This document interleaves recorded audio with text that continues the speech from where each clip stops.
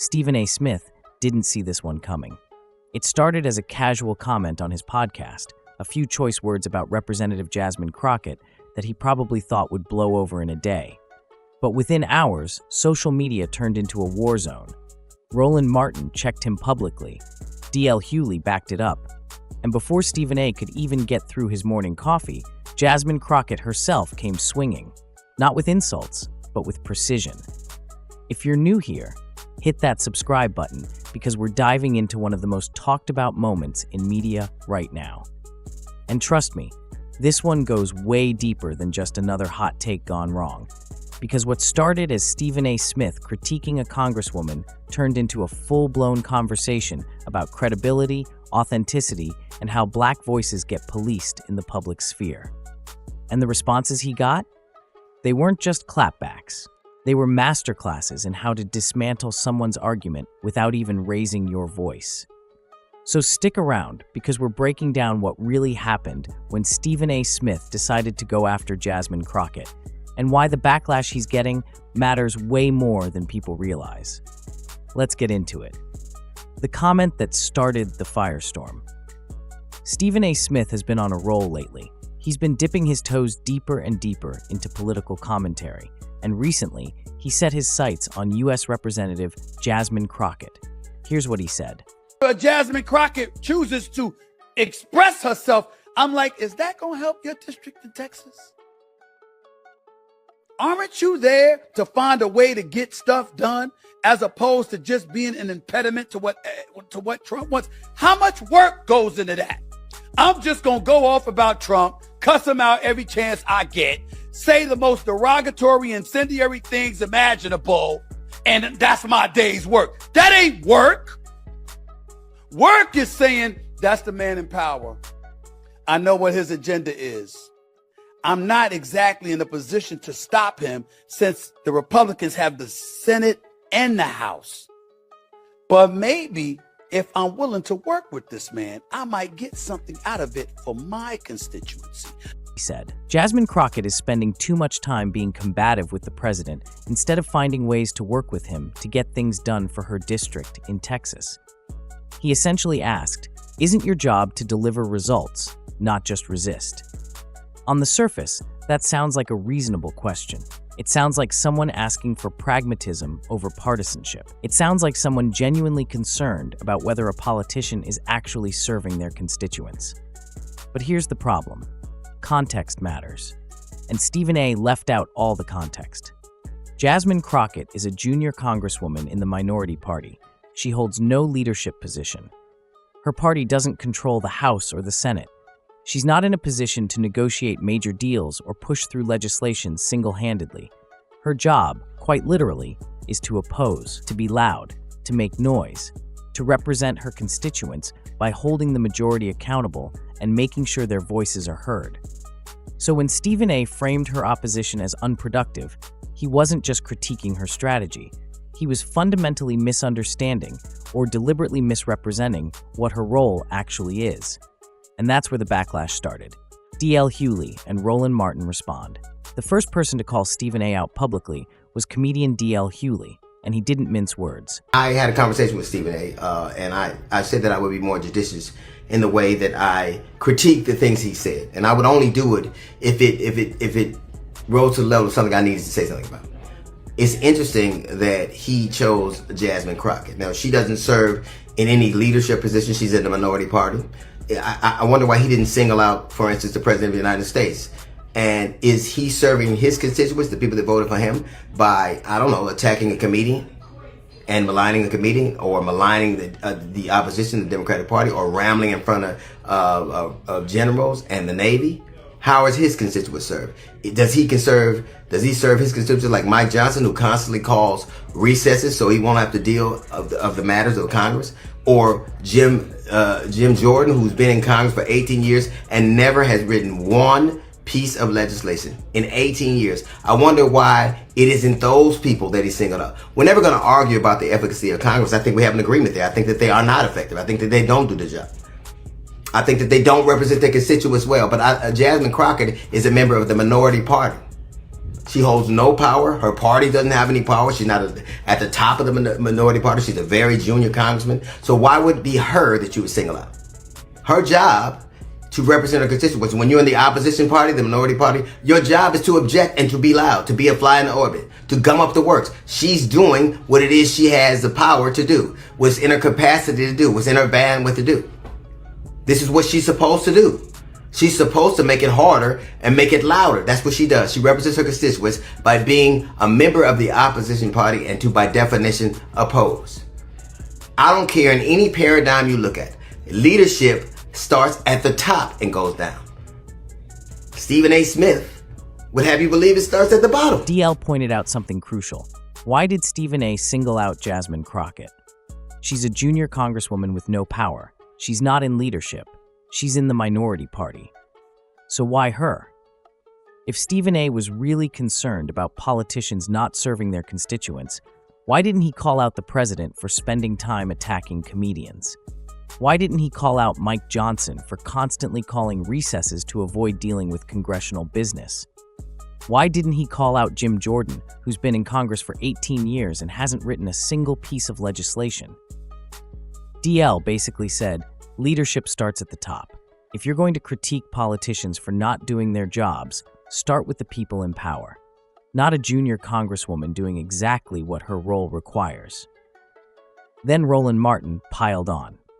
He pointed out that Stephen A. has been positioning himself as this independent thinker, this unbiased voice in the media. But the pattern is clear. He consistently critiques Democrats while giving Republicans a pass. He platforms conservative talking points while dismissing progressive ones. That's not independence, that's selective criticism. And people are noticing. Jasmine Crockett's response was a masterclass. Now here's where it gets interesting. Because Jasmine Crockett didn't respond the way a lot of people might have expected. She didn't go on a rant. She didn't call Stephen A. names. She didn't get defensive or emotional in a way that could be used against her. Instead, she did something smarter. She reposted commentary from Willie D. and others who broke down exactly what was wrong with Stephen A.'s critique. She let other voices frame the conversation for her while adding her own question. At what point will black men lead the charge to turn him off? That's strategic. That's calculated. That's someone who understands how media works and knows how to control the narrative without looking like she's the aggressor. She turned Stephen A.'s critique into an opportunity to highlight something bigger. How black women in politics constantly get tone policed. How they're criticized not for their policies or their effectiveness, but for how they express themselves.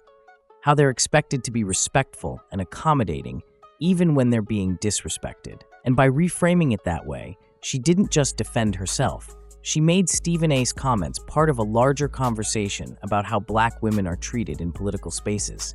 That's powerful, and it worked. Stephen A. wasn't entirely wrong in premise. Now let me be clear about something. Stephen A. wasn't completely wrong in his premise. The idea that politicians, even in opposition, should find ways to work with whoever's in power to deliver for their constituents. That's a legitimate political theory. Pragmatism matters. Results matter. Sometimes, compromise is necessary to get things done. The problem is execution, because Stephen A. took a reasonable premise and applied it to the wrong situation in the wrong way. Jasmine Crockett is doing her job. She's representing her constituents by being vocal, by opposing policies they don't support, by making sure their perspectives are heard in a system where they don't have legislative power. If Stephen A. wanted to make his point about pragmatism, he should have picked a different target. Someone in leadership, someone with actual negotiating power, someone whose actions could reasonably be questioned as unproductive. But he didn't. He chose a junior congresswoman in the minority party. And that choice matters. Because when you consistently critique people at the bottom while ignoring people at the top, it stops looking like genuine analysis. It starts looking like something else. The grift question. Is Stephen A. positioning himself? Here's the question people are asking. Is Stephen A. Smith grifting? There's a difference between evolving politically and positioning yourself for power or profit. And right now, a lot of people think Stephen A. is doing the latter. Over the last few years, he's leaned more into political commentary. He's flirted with both sides to appear independent. He's criticized Democrats publicly while being softer on Republicans. He's platformed conservative voices and talking points. And here's the thing, Stephen A. isn't dumb. He understands that controversy drives engagement. He understands that being contrarian gets attention. He understands that positioning himself as the reasonable, independent voice in the middle gives him access to audiences on both sides. But the problem is, his version of independence often looks like performative centrism. He criticizes safe targets on one side while cozying up to the side currently dominating the media narrative. That's not independence. That's calculation. And people are starting to see through it. D.L. Hughley called it out. Roland called it out. Jasmine Crockett called it out. Even people in conservative spaces are starting to question whether Stephen A. genuinely believes what he's saying or if he's just riding whatever wave gives him the most attention. The risk for Stephen A. is that he's triangulating himself into a corner. He's alienating the left by constantly critiquing them. And eventually, the right will stop taking him seriously once they realize he's not actually one of them. He's just useful to them right now. That's the grift trap. And a lot of people think Stephen A. is walking straight into it. The bigger story: Black voices and media credibility. But this story isn't really about Stephen A. Smith or Jasmine Crockett individually. It's about something bigger. It's about the modern media ecosystem and how Black voices navigate credibility, authenticity, and corporate pressure. Stephen A. is in a unique position. He's one of the most recognizable Black voices in sports media. He has a massive platform, he has influence, and now he's trying to transition that influence into political commentary. But here's the problem. The rules are different in political media than they are in sports media. In sports, you can have hot takes, you can be controversial, you can say outrageous things, and people will debate you, but it's ultimately about entertainment. In politics, credibility matters, consistency matters. People want to know what you actually believe, not just what gets the most engagement. And right now, Stephen A. is being questioned on that front. People are asking, what do you actually believe? Are you genuinely evolving politically, or are you just saying whatever gives you the most access and attention? Meanwhile, Jasmine Crockett is navigating a completely different challenge. As a Black woman in politics, she's constantly being tone policed. She's criticized not for her policies or her effectiveness, but for how she expresses herself. She's expected to be respectful and accommodating even when she's being disrespected. That double standard is what makes this situation so revealing, because Stephen A. can critique her tone and approach without facing the same scrutiny she faces every single day. And when she pushes back, she's strategic about it because she knows one wrong move will be used to confirm every stereotype about angry Black women in politics. That's the real story. That's what matters. Not just the back and forth between two public figures, but what it reveals about how Black voices are judged differently depending on their platform, their politics, and their approach. Why this matters more than people realize. So why does this matter? Why should anyone care about Stephen A. Smith critiquing a congresswoman and getting called out for it? Because this is about credibility. This is about authenticity. This is about whether people in media are genuinely trying to inform audiences or just chasing engagement. Stephen A. has built his career on being outspoken, on having strong opinions, on not backing down. And in sports, that works. People respect it, people tune in for it. But in politics, that approach only works if people believe you're being genuine. If they think you're just performing, you lose credibility. And once you lose credibility, you can't get it back. Right now, Stephen A. is at risk of losing that credibility. Not because he criticized Jasmine Crockett specifically, but because the pattern of his commentary suggests he's more interested in positioning himself than being consistent. And the backlash he's getting, from D.L. Hughley, from Roland, from Jasmine Crockett, from audiences who are paying attention, is a warning. It's people saying, we see what you're doing, and it's not working. If Stephen A. wants to be taken seriously as a political commentator, he needs to do better. He needs to be more consistent. He needs to apply the same standards to everyone, not just safe targets. He needs to show that he's genuinely trying to analyze and inform, not just chase attention. Otherwise, he's going to end up in the same place as other media figures who tried to play both sides and ended up losing both. The final word: credibility is everything. Let me be straight with you. Stephen A. Smith had a point buried in his critique of Jasmine Crockett. Pragmatism matters. Working across the aisle matters. Finding ways to deliver for your constituents matters. But he chose the wrong target.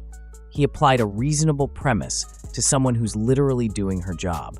And in doing so, he revealed something about his own approach to political commentary that people are questioning. Jasmine Crockett's response was perfect. She didn't get defensive. She didn't attack. She strategically reframed the conversation and let other voices do the heavy lifting, while making a broader point about how Black women in politics get treated. And the backlash Stephen A. is getting from D.L. Hughley, Roland Martin, and others, that's not just about this one comment. It's about a pattern. It's about people noticing that his version of independence looks a lot like selective criticism designed to position himself rather than inform audiences.